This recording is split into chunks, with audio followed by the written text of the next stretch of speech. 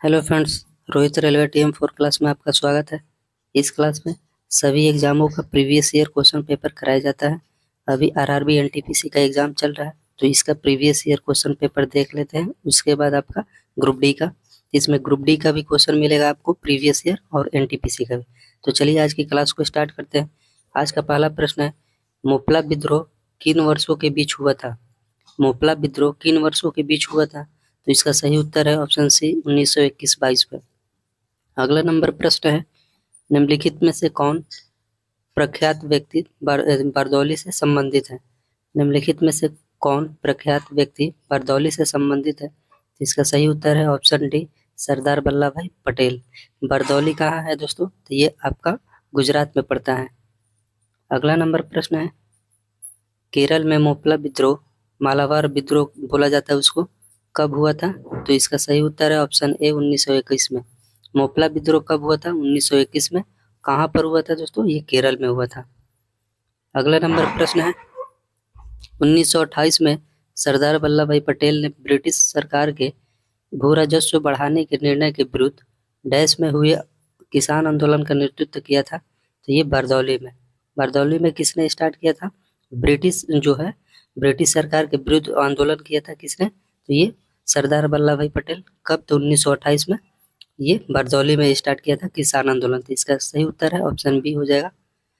अगला नंबर प्रश्न है, इनमें से किस सत्याग्रह में वल्लभ भाई पटेल को सरदार की उपाधि दी गई थी? तो इसका सही उत्तर है ऑप्शन बी, बारदौली में।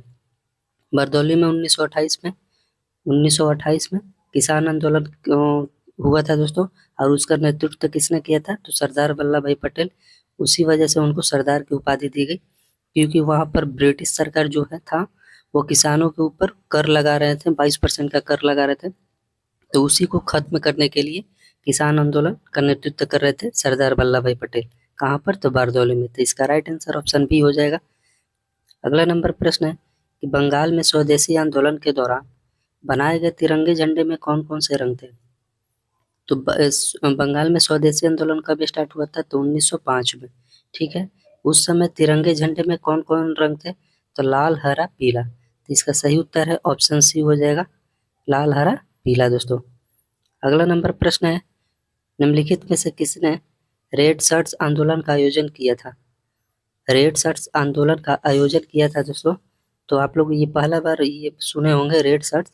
इसी को बोला जाता है दोस्तों खुदाई खिदमतगार आंदोलन। ठीक है, रेड शर्ट्स को ही बोला जाता है खुदाई खिदमतगार आंदोलन। ये कब स्टार्ट हुआ था? तो ये 1930 में। किसके द्वारा स्टार्ट किया गया था? तो ये खान अब्दुल गफार खान के द्वारा। तो इसका राइट आंसर ऑप्शन बी हो जाएगा। अगर दोस्तों आप लोग मेरे चैनल पर नए हैं तो मेरे चैनल को सब्सक्राइब कर दीजिएगा और दोस्तों में शेयर भी कर दीजिएगा। आगे बढ़ते हैं। अगला नंबर प्रश्न है कि डैश आंदोलन को अगस्त क्रांति के रूप में भी जाना जाता है? तो हम लोग जानते हैं कि 9 अगस्त 1942 को भारत छोड़ो आंदोलन हुआ था। तो 9 अगस्त, तो वही उसी को बोला जाता है दोस्तों अगस्त क्रांति। किसको? तो भारत छोड़ो आंदोलन को। तो इसका राइट आंसर हो जाएगा ऑप्शन बी, भारत छोड़ो आंदोलन को ही अगस्त क्रांति के रूप में जाना जाता है। होम रूल कब हुआ था? 1916 में। खिलाफत आंदोलन 1919 में हुआ था। ये स्वदेशी आंदोलन जो कि बंगाल में 1905 में हुआ था दोस्तों। आगे बढ़ते हैं। अगला नंबर प्रश्न है कि युवा बंगाल आंदोलन किसने शुरू किया था? तो इसका सही उत्तर है option D, Henry Vivian Derozio के द्वारा। युवा बंगाल आंदोलन किसने शुरू किया था? तो ये हेनरी विवियन डेरोजियो के द्वारा। कब? था 1826 में। कब था? 1826 में दोस्तों। आगे बढ़ते हैं। अगला नंबर प्रश्न है कि मोपला विद्रोह किन वर्षों के दौरान हुआ था? मोपला विद्रोह किन वर्षों के दौरान हुआ था? ये क्वेश्चन दोस्तों दोबारा रिपीट कर चुका है। ये 1921-22 में। 1921-22 में। ठीक है, आगे बढ़ते हैं। अगला नंबर प्रश्न है कि मक्का के पास मीना सऊदी अरब में हज धार्मिक रिवाज की परिणति को चिन्हित करने के लिए कौन सा मुस्लिम त्योहार मनाया जाता है? तो इसका सही उत्तर है ऑप्शन डी, ईद अल अजूहा, जिसे बकरा ईद भी बोला जाता है।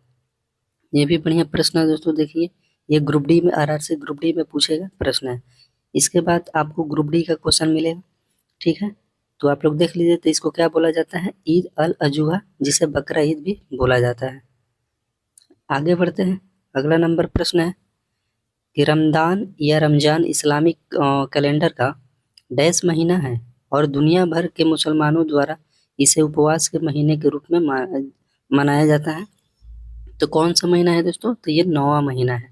9वें महीना को रमजान या रमजान इस्लामी कैलेंडर महीना माना जाता है। तो कौन महीने का? तो 9वें महीने को। ठीक है, आगे बढ़ते हैं। अगला नंबर प्रश्न है कि यहूदियों के कौन से पर्व को रोशनी का पर्व कहा जाता है? यहूदियों के कौन से पर्व को रोशनी का पर्व कहा जाता है? तो इसका सही उत्तर है हनुका। हनुका को यहूदियों का रोशनी का पर्व बोला जाता है। अगला नंबर प्रश्न है कि भारत में ईसाई धर्म लाने वाला पहला व्यक्ति किसे माना जाता है? भारत में ईसाई धर्म लाने वाला पहला व्यक्ति किसे माना जाता है? तो इसका सही उत्तर है ऑप्शन सी, सेंट थॉमस को। सेंट थॉमस को ईसाई धर्म लाने वाला पहला व्यक्ति माना जाता है, जो कि भारत में लाया था। आगे बढ़ते हैं। अगला नंबर प्रश्न है कि रमजान इस्लामिक कैलेंडर का डैश महीना और रोजों का पवित्र महीना है।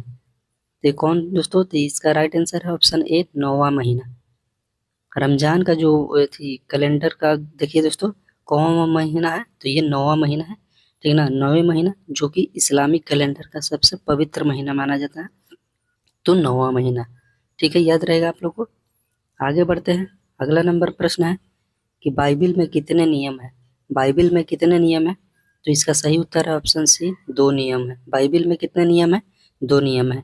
आगे बढ़ते हैं। अगला नंबर प्रश्न है कि इस्लाम देश में अरब में पैगंबर मोहम्मद द्वारा प्रचलित एक प्रमुख विश्व धर्म है। तो कौन विश्व धर्म है? तो ये कौन से शताब्दी? तो 7वीं शताब्दी में। ठीक है, इस्लाम में 7वीं शताब्दी में अरब में पैगंबर मोहम्मद द्वारा प्रचारित एक प्रमुख विश्व धर्म था। तो ये इस्लाम धर्म है। किसके द्वारा? तो पैगंबर मोहम्मद के द्वारा। कौन सी शताब्दी में? तो 7वीं शताब्दी में शुरू किया गया था। आगे बढ़ते हैं। अगला नंबर प्रश्न है क्राइस्ट चर्च, जिसे पूर्वोत्तर भारत का प्राचीनतम चर्च माना जाता है, किस पूर्वोत्तर शहर में स्थित है? क्राइस्ट चर्च जो है वो किस राज्य में स्थित है, किस शहर में? तो ये जिसे पूर्वोत्तर भारत का प्राचीनतम चर्च माना जाता है, पूर्वोत्तर भारत का प्राचीनतम चर्च है दोस्तों, वो किस शहर में स्थित है? तो ये गुवाहाटी शहर में स्थित है, जो कि असम में पड़ता है। तो इसका राइट आंसर है ऑप्शन बी हो जाएगा, गुवाहाटी। क्राइस्ट चर्च कहाँ है? तो गुवाहाटी में। आगे बढ़ते हैं। अगला नंबर प्रश्न है कि इस्लाम में डैश किसी व्यक्ति द्वारा प्रति वर्ष कमाए जाने वाले कुल धन को उस हिस्से को कहा जाता है जिसे वह धर्मार्थ व्यय करता है। तो इसका सही उत्तर है ऑप्शन डी, ज़कात। ठीक है, आप लोग क्वेश्चन को ये रिपीट करके आप लोग पॉज करके देख लीजिएगा। तो इसका राइट आंसर है ऑप्शन डी, ज़कात। अगला नंबर प्रश्न है कि सुन्नी या शिया किस धर्म या पंथ के 2 प्रमुख संप्रदाय हैं? तो इसका सही उत्तर है ऑप्शन ए। ऑप्शन ए क्या हो जाएगा? इस्लाम धर्म के। इस्लाम धर्म के शिया और सुन्नी, जो कि प्रमुख 2 प्रमुख संप्रदाय है दोस्तों। इस वीडियो का लास्ट क्वेश्चन है कि भारत की पहली मस्जिद कौन सी है? भारत की पहली मस्जिद कौन सी है? तो इसका सही उत्तर है ऑप्शन ए, चेरामन जुमा मस्जिद। चेरामन जुमा मस्जिद। चेरामन जुमा मस्जिद कहाँ है दोस्तों? तो ये पड़ता है आपका केरल में। केरल में है दोस्तों ये, जो कि भारत की पहली मस्जिद है। याद रहेगा आप लोगों को, बहुत ही शानदार प्रश्न है कि भारत की पहली मस्जिद कौन सी है? तो चेरामन जुमा मस्जिद, जो कि केरल में पड़ता है। ठीक है, आप लोग कमेंट करके दोस्तों जरूर बताइएगा कि आप लोग को ये क्लास कैसा लग रहा है, इसमें और क्या सुधार करने की ज़रूरत है, और आप किस चीज़ की तैयारी करते हैं, कमेंट में जरूर बताइएगा। मैं उस चीज़ की तैयारी आप लोग को करा दूंगा। ठीक है, आप लोग को बस कमेंट करना है, कमेंट करना है, और वीडियो अच्छा लगा हो तो लाइक भी कर दीजिएगा, दोस्तों में शेयर भी कर दीजिएगा। ठीक है, तो आज के वीडियो में इतना ही।